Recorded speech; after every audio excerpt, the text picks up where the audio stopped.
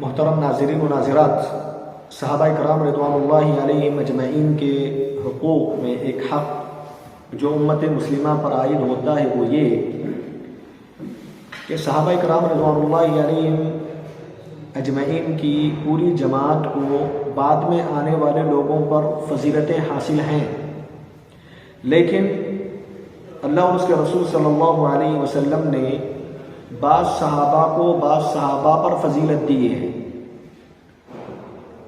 صحابہ کرام کی پوری جماعت بعد میں آنے والے لوگوں پر سب سے افضل ترین جماعت ہے، بڑی فضیلتیں حاصل ہیں، لیکن ان کے آپس میں ایک دوسرے پر اللہ تبارک و تعالیٰ نے نبی صلی اللہ علیہ وسلم نے فضیلت عطا کی ہے۔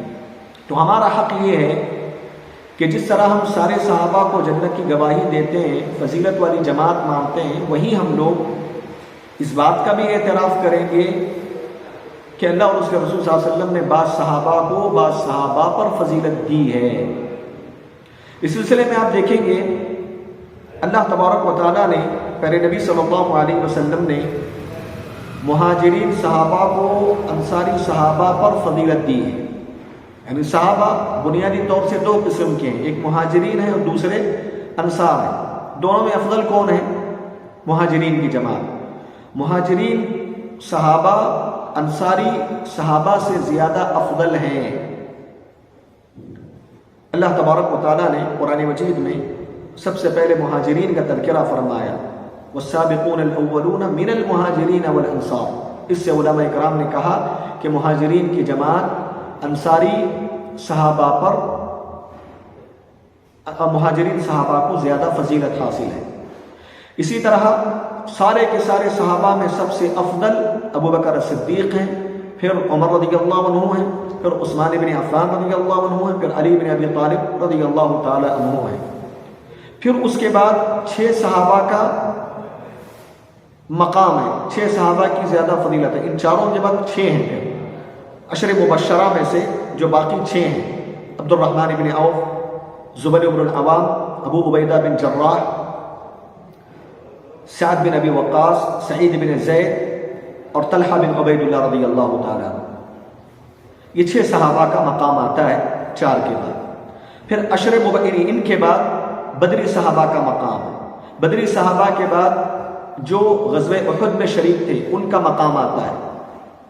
پھر ان کے بعد وہ 1500 صحابہ جنہوں نے اللہ کے نبی صلی اللہ علیہ وسلم پر بیعت کی تھی، جن کو اہل بیعت رضوان کہتے ہیں، ان کا مقام آتا ہے۔ اور اسی طرح صحابیات میں آپ دیکھیں گے جو صحابیات ہیں ان میں سب سے افضل 3 قسم کی صحابیاں ہیں۔ ایک خدیجہ رضی اللہ عنہ اور عائشہ رضی اللہ عنہ اور فاطمہ رضی اللہ عنہ۔ خدیجہ رضی اللہ عنہ، عائشہ رضی اللہ عنہ، فاطمہ رضی اللہ عنہ۔ ان 3 صحابیات کو دیگر صحابیات پر زیادہ فضیلت حاصل ہے، جیسا کہ شیخ الاسلام علامہ ابن تیمیہ رحمہ اللہ نے ذکر کیا۔ تو یہ جو کیٹیگریز ہیں صحابہ کی جو اللہ اور اس کے رسول نے متعین کیا ہے، اس کا بھی ہم اعتراف کریں گے، اس کا بھی ہم عقیدہ رکھیں گے۔ یہ بنیادی حق ہے جو ہم پر صحابہ اکرام کے تئیں عائد ہوتا ہے۔ صحابہ اکرام رضوان اللہ علیہم اجمعین کے حقوق میں ایک حق یہ بھی ہے کہ زیادہ سے زیادہ آدمی اپنی استطاعت اور طاقت کے مطابق ان کے محاسن کو ذکر کریں، ان کی خوبیوں کا ذکر کریں، ان کی خوبیوں کو عام کیا جائے۔ آدمی کے پاس اگر بولنے کی طاقت ہے تو وہ اپنی زبان سے صحابہ اکرام کی خوبیوں کو لوگوں کے سامنے عام کرے۔ اگر ایک آدمی کو اللہ تعالیٰ نے لکھنے کی صلاحیت دی ہے تو وہ لکھ کر کتابچے کی شکل میں، کتاب کی شکل میں اپنی استطاعت کے مطابق وہ صحابہ اکرام کے محاسن اور خوبیوں کو ذکر کرے، عام کرے، چاہے سوشل میڈیا کے ذریعے ہو، تحریر کے ذریعے ہو، تقریر کے ذریعے ہو، صبح و شام کے دروس کے ذریعے ہو یا جمعہ کے خطبوں کے ذریعے ہو، جیسے بھی ممکن ہو اس کی استطاعت اور بساط کے مطابق ہو، صحابہ اکرام کے خوبیوں کو لوگوں کے سامنے عام کرے۔ یہ ہم اور آپ کا حق بنتا ہے۔ آج کل سوشل میڈیا میں صحابہ اکرام کے خلاف گستاخی کرنے والے ہیں، خاص طور سے ایسے حالات میں ہم اور آپ کی ذمہ داری بنتی ہے کہ ہمارا حق ہے، ہم پر واجب ہوتا ہے کہ ہم اپنی استطاعت و بساط کے مطابق صحابہ کی خوبیوں کو، ان کی اچھائیوں کو خوب بیان کریں، چاہے انگریزی زبان میں ہو، اردو زبان میں ہو، عربی زبان میں ہو، جو جس کو اچھی زبان آتی ہے وہ کتاب و سنت اور آثار سلف کی روشنی میں، صحیح احادیث کی روشنی میں اور آثار سلف کی روشنی میں وہ صحابہ کرام کے مقام، ان کے مرتبے، ان کے فضائل اور ان کی خوبیوں اور محاسن کو ذکر کرے۔ یقیناً یہ چیز قرآن مجید کی اس آیت میں داخل ہے جس میں اللہ تبارک و تعالیٰ نے فرمایا کہ کنتم خیر امت اخرجت للناس تأمرون بالمعروف وتنہون عن المنکر، کہ تم لوگوں کو معروف کا حکم دو گے، بھلائی کا حکم دو گے۔ صحابہ کرام کی خوبیوں کو بیان کرنا یہ بہت بڑی بھلائی ہے، یہ بہت بڑی خوبی ہے، یہ بہت بڑی نیکی کا کام ہے۔ تو اس کو لوگوں کو چاہیے کہ اس حق کو یاد رکھ کر وہ لوگوں کے سامنے صحابہ کرام کے محاسن اور ان کی خوبیوں کو عام کریں۔ اسی طرح صحابہ کرام رضوان اللہ علیہ مجمعین کے حقوق میں ایک اہم حق یہ بھی ہے میرے بھائیوں، ایک اہم حق یہ بھی ہے، وہ یہ کہ صحابہ کرام رضوان اللہ علیہ مجمعین کی زندگیوں میں شیعہ اور روافض صحابہ کے دشمنوں کی طرف سے کچھ غلط فہمیاں عام ہوئی۔ ان کی شیعہ اور روافض کی غلط فہمیوں کی وجہ سے صحابہ کرام کے درمیان کچھ لڑائیاں ہوئی، جنگ جمل کی شکل میں، جنگ صفین کی شکل میں، ٹھیک ہے۔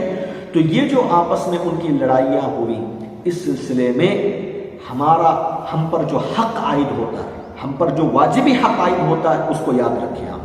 سب سے پہلی بات آپ یہ یاد رکھیں، صحابہ کرام رضوان اللہ علیہ مجمعین کے درمیان جو کچھ ہوا، جنگ صفین اور جمل کی شکل میں لڑائیاں ہوئی کچھ دنوں تک یا کچھ دیر کے لیے، یہ سب سے پہلے شیعہ اور روافض نے غلط فہمیاں پیدا کر کے ان کو آپس میں اس قسم کا ماحول پیدا کیا۔ اور دوسری بات، صحابہ کرام رضوان اللہ علیہ اجمعین سے جو وہ لڑائیاں ہوئی، جو ان سے وہ غلطیاں ہوئی، وہ ان کے اجتہاد کی وجہ سے ہوئی ہیں۔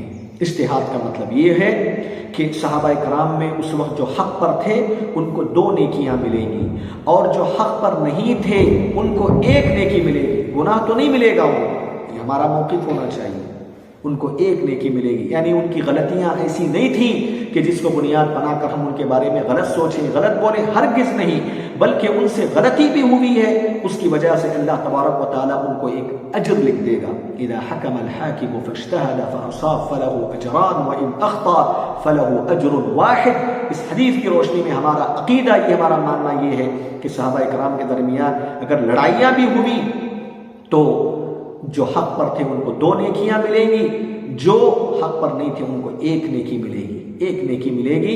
یہ ہمارا عقیدہ ہے۔ اور ان کی وہ جو غلطیاں ہیں، ان کی اجتہادی غلطیاں ہیں، ایسے غلطیوں کے موقع پر میں کچھ باتیں اصولی طور پر آپ کے سامنے ذکر کرنے کی کوشش کروں گا۔ سب سے پہلی بات، جو بھی صحابہ کرام کے درمیان تھوڑی دیر کے لیے یہ کچھ ہوا جنگ صفین اور جمل کی روشنی میں، اس سلسلے میں سب سے پہلے ہماری ذمہ داری بنتی ہے کہ ہم اپنی زبان کو لگام دیں، ہم اپنی زبان کو لگام دیں۔ ان موضوعات پر بات چیت ہم نہیں کریں گے، اس کے اندر تحقیق کرنے نہیں جائیں گے کہ کون صحابی کیسے تھے، کیا ہوا نہیں۔ اس ٹاپک پر ہم بات کرنے سے اپنی زبان کو لگام دیں گے۔ کیوں؟ اس لیے کہ اللہ کے نبی کا حکم ہے، اذا ذکر اصحابی فامسکوا، جب میرے صحابہ کا تذکرہ کچھ غلط انداز سے کیا جائے تو پھر اپنی زبان کو لگام دے دو۔ یہ سب سے پہلی ذمہ داری ہے کہ صحابہ کرام کے درمیان کہیں کچھ غلط سلط دیکھنے کو ملا، جو لڑائیاں ہوئی، جنگیں ہوئی، اس سلسلے میں سب سے پہلے ہم اپنی زبان کو لگام دیں گے۔ ہم اس موضوع پر، اس ٹاپک پر گفتگو نہیں کریں گے، کیونکہ اللہ کے نبی نے ہمیں منع فرمایا، اذا ذکر اصحابی فامسکوا، جب میرے صحابہ کا ذکر آئے تو پھر اپنی زبان کو لگام دینا، یعنی غلط سلط انداز میں پیش کیا جانے لگے تو پھر اپنی زبان کو لگام دینا۔ یہ سب سے پہلی ذمہ داری۔ دوسری ذمہ داری یہ ہے کہ صحابہ کرام کے درمیان جو جنگیں ہوئی ہیں، اس موضوع پر گفتگو کرنا، بات کرنا اور اس کی وجہ سے ان کو ہدف طعن بنانا، یہ لایانی چیز ہے۔ ہمارے ایمان میں نہ اس میں زیادتی ہوگی نہ کمی ہوگی، بلکہ الٹا ہمارا ایمان خطرے میں آ سکتا ہے۔ پیارے نبی صلی اللہ علیہ وسلم نے فرمایا، من حسن اسلام المرء ترکہ ما لا یعنی، کسی بھی مسلمان کے اسلام اسی وقت اچھا ہوگا جب وہ اس سے متعلق جو چیز نہیں ہے، اس سے تعلق رکھنے والی جو چیز نہیں ہے، اس کو چھوڑ دے۔ صحابہ کرام کے درمیان جو جنگیں ہوئی اجتہادی غلطی کی بنیاد پر، وہ ہمارے سے متعلق نہیں ہے، ہم اس پر گفتگو کرتے ہیں بیکار کی، ہمارے لیے کوئی معنی نہیں رکھتی۔ وہ ہمارے ایمان میں نہ زیادتی ہوگی، نہ علم میں زیادتی ہوگی، نہ عمل میں زیادتی ہوگی، اور اس کے نہیں جاننے سے ہمارے ایمان میں کمی بھی نہیں آئے گی۔ اور تیسری بات یہ ہے کہ ایک آدمی اس قسم کے جو صحابہ کرام کے درمیان جو کچھ ہوا اس سلسلے میں اگر گفتگو کرے گا اور جائے گا تو ایسی صورت میں کیا ہوگا، وہ صحابہ کرام کے بارے میں غلط عقیدے کا شکار ہو سکتا ہے۔ شیطان اس راستے سے وہ صحابہ کرام کے بارے میں غلط فہمیاں پیدا کر سکتا ہے، اس کا عقیدہ بگڑ سکتا ہے۔ اسی لیے ایک آدمی کو چاہیے کہ اس سے چوکنا رہے۔ اور چوتھی بنیادی بات اس سلسلے میں یاد رکھیں، صحابہ اکرام کے بارے میں جو کچھ ہوا، ان کے آپس میں جو جنگیں ہوئی، اس سلسلے میں اکثر لوگوں نے جھوٹ بیان کیا ہے، جھوٹی حدیثیں کھڑی ہیں، جھوٹے قصے بیان کیے ہیں صحابہ اکرام کے بارے میں، تاکہ صحابہ اکرام کو ہدف تان بنایا جائے، ان کی تنقید کی جائے، ان کو غلط ٹھہرایا جائے۔ بہت زیادہ جھوٹ ہے۔ اب ہر کسی کو، پڑھنے والے، سننے والے کو کیا معلوم ہے کہ کون سی بات سچی ہے، کون سی بات جھوٹی ہے؟ اسی لیے صحابہ کرام رضوان اللہ علیہم اجمعین کے جنگوں کے بارے میں کوئی آدمی گفتگو کرتا ہے سوشل میڈیا میں، آج کل بہت سارے سوشل میڈیا میں انجینئر مرزا ہے، فلاں ہے، یہ لوگ جنگ صفین کو بنیاد بناتے ہیں، جنگ جمل کا تذکرہ کرتے ہیں، ان کو نہیں سننا چاہیے۔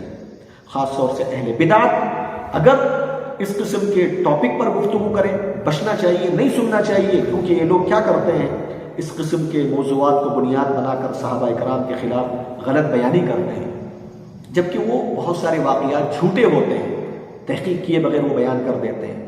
تاریخ ابن جریر میں بہت سارے ایسے واقعات ملیں گے جو غلط سلط ہیں، اور گھڑنے والوں نے شیعہ ایک آدمی، ایک ابو مخنف لوط بن یحییٰ، یہ شیعہ آدمی تھا، کٹر قسم کا شیعہ، حافظ ابن حجر نے کہا اس نے بہت سارے واقعات کو شامل کر دیا جھوٹے انداز میں۔